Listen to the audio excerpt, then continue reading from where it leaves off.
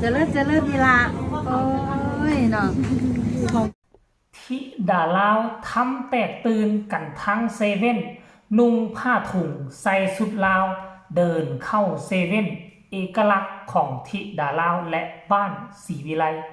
FC แฟนคลับลังไหลกันขอถ่ายรูปมือคืนนี้สวัสดีสบายดี FC แฟนคลับทั้งสองฟังโขงโดยเฉพาะ FC แฟนคลับน้องธิดาลาวลูกสาวของพ่อภูศรีวิไลนั่นเองก่อนที่จะไปชมภาพบรรยากาศงานบวงสรวงในเศร้ามือนี้ก็คงจะฮอดพิธีแล้วละ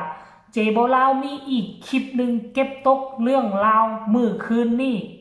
ครอบครัวศรีวิไลได้พากันไปช่วยงานบุญบุญกุ้มเข้าใหญ่นี่แหละท่านผู้ชมหรือว่าบุญคุณล้านท่านผู้ชมอยู่ที่อำเภอโพนทองจังหวัดอีหยังเจโบลาวบ่ทราบ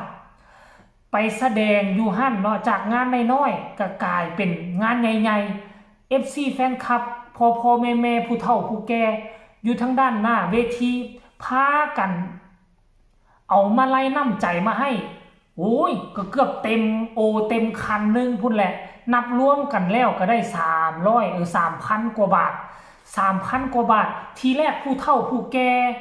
แนวโฮมบ้านผู้ใหญ่บ้านก็คิดว่าเงินตัวนี้นี่เขามอบให้ที่ดาลาวมอบให้กับครอบครัวศรีวิไลเอาไปแบ่งปันกันว่าซันเดย์เพราะว่าเขาเจ้าก็ตั้งใจมาช่วยบุญแล้วทางบ้านก็บ่มีอีหยังที่จะให้ตอบแทนก็เอาเงินมาไล่นี่แหละออกกันพูดละเล็กออกกันพูดละน้อยให้เพื่อจะเป็นค่าน้ำมูกน้ำมันของบ้านศรีวิไลหลังจากจบการแสดงปุ๊บพอผู้ศรีวิไลประกาศมอบให้ทั้งผู้ใหญ่บ้านทั้งผู้ใหญ่บ้านทั้งแนวห้องบ้านกับงงชิมามอบอย่างให้ค่อย เงินตัวนี้นะเงินเอาให้เป็นเงินค่าน้ำมูกน้ำมันชุมเจ้านาไทยบ้านพวกค่อยเนี่ยเก็บผู้ละเล็กละน้อยให้นาพอผู้ศรีวิไลว่าบ่เอาคือพวกค่อยตั้งใจมาช่วยงานบุญมาทำบุญมาช่วยงานบุญถ้าเอามาแล้วมันก็จะบ่เอิ้นว่ามาช่วยงานบุญพอผู้ศรีวิไลว่าทั้งในบ้านเพิ่นก็บอกว่ามอบให้แล้วก็เอาไปเลยเอาไปใส่น้ำมูกน้ำมันพอพูดว่าให้แล้วก็คือให้เลยคันมอบให้แล้วคือเอาหน้าเอาตาแล้วเอาเงินมาใส่ถุงตนเองมันก็สิบ่ดีมันก็บ่แม่นช่วยงานบุญเนี่ยเรื่องราวเมื่อคืนนี้มันเป็นแล้วนี่แหละ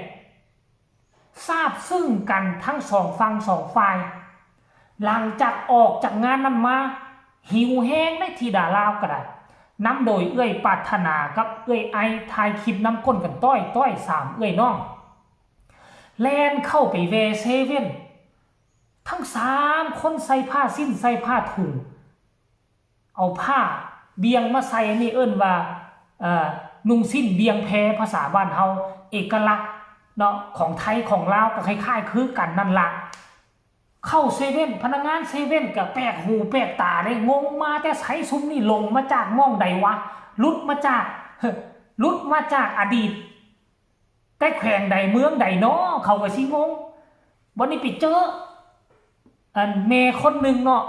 ฮู้ธิดาลาวหรือว่าอาจจะเป็นคนหมู่บ้านนั่นบ่หมู่บ้านที่น้องธิดาลาวหาก็ไปห้องรำทำเพลงแสดงช่วยงานบุญมาอาจจะเป็นบ้านทันบ่หรือว่าเพิ่นบ่เคยเจอธิดาลาวหาก็จะเห็นธิดาลาวครั้งนี้ตัวจริงครั้งแรกแต่น่าจะฮู้จักธิดาลาวในสื่อสังคมโซเชียลอยู่แล้วแหละเห็นปุ๊บอ้าวธิดาลาวตัวนี้มากอดลัดฟัดเวียงขอถ่ายรูปถ่ายห้อยโอ้โหเบิ่งแหมคันสิว่ากระแสทรงนี้มันดอมลงกะมาแม่นแต่ถามว่าคนฮู้จักหลายบ่กะหลายที่ผ่านมาเขาก็เคยเห็นแล้วล่ะคันว่าธิดาลาวบ่โด่งบ่ดังไปใส่มาใส่สัมผัสว่ามีคนฮู้จักมักคุ้นอาจจะบ่หลายเนาะ FC แฟนคลับไปใส่มาใส่ก็อาจจะบ่เห็นหลายคนไปต่อคิวต่อแถวคือเอ้ยอายคือเอ้ยอุ๋งอิงอาจจะบ่ขนาดนั้นแต่ไปใส่มาใส่นี่อย่างน้อยๆต้องมีจักคนนึงแหละที่ฮู้จักอายขออภัยที่ฮู้จักธิดาลาวลูกสาวพ่อภูนี่น่ะอันนี้มันเป็นเรื่องราวที่ไปทำบุญมาแล้วมาเจอภาพบรรยากาศแบบนี้เฮ็ดให้ศิลปินมีกำลังอกมีกำลังใจมีกำลังวังชาที่จะสู้การสู้งานในด้านหมอหลอกหมอลำทานผู้ชม FC แฟนคลับของกินน้ำก่อน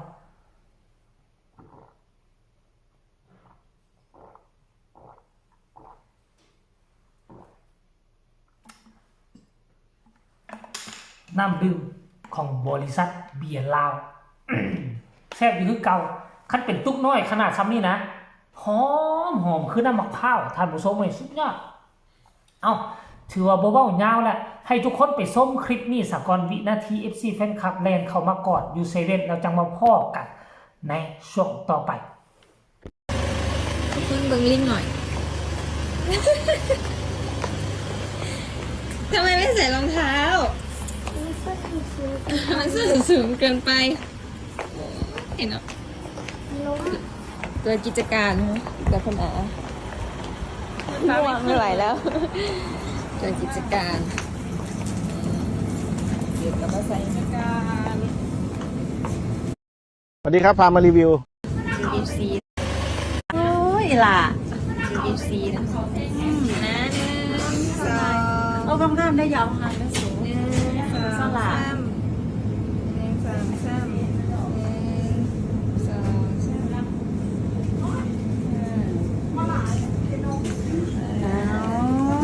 จ้า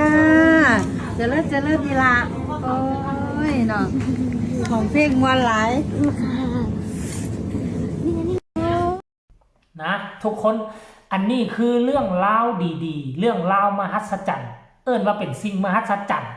น้องธิดาลาวลูกสาวของพ่อภูศรีวิไลโตนี่ไปเจบลาวก็อยากให้ใส่ผ้าสิ้นถ้าเป็นไปได้เฮ็ดสุดแบบลาวๆมาจาก 4-5 สุดพัดเปลี่ยนกันเอาไปขึ้นเวทีแต่ว่าสุดลาวนี่แต่งเสริมเติมสร้างหมอลำนี่อาจจะเป็นเอาเพชรแต่งแต่ถ้าเป็นสุดลาวๆจากหลวงพระบางดั้งเดิมจะเอาไหมจะเอาคำมาให้เป็นเส้นใหม่เส้นน้อยๆมาแต่งลวดแต่งลายใส่กับสุดแล้วมันจะมีมูลราคามันจะเหลืองอารามเวลาถึกไฟแสงสีแตะต้องสรีระแต่ว่าสุดหนึ่งเนี่ยห่วยกับประมาณถึกสุดถ้าหากว่าบ่เป็นทองคำแท้กะราคากับซีเมน5,000 หา 10,000แต่ถ้าเป็นทองคำแท้ๆเฮ็ดสุดแบบสไตล์หลวงพระบางบอกได้เลยเนาะประมาณ30,000ขึ้นหน้า30,000ขึ้นหน้าจนไปฮอดหลายแสนบาทถ้าเป็นสุดดั้งเดิมจากหลวงพระบางนะเนาะมาสังเกตเบิ่งถ้ากินดองแต่งงานก็จะเฮ็ดสุดแบบหลวงพระบางหลายคนจะใส่เพราะเป็นสุดเจ้าหญิงอยู่ในพระราชสำนักลาวเมื่อก่อนนั่นเองสมัยก่อนคนนอกไม่ได้ใส่ชุดแล้วนี่จะเป็นเจ้าหญิงใส่มีมงกุฎตกแต่งด้วยเส้นใหม่ลวดลายต่างๆท่านผู้ชม FC แฟนคลับเนาะอันนี้ก็คือเรื่องราวดีๆที่มันเกิดขึ้นกับชีวิตน้องธิดาลาวไปเฮ็ดบุญไปทำความดีกลับคืนมาแวบเดียวก็มีสิ่งดีๆเข้ามา FC แฟนคลับ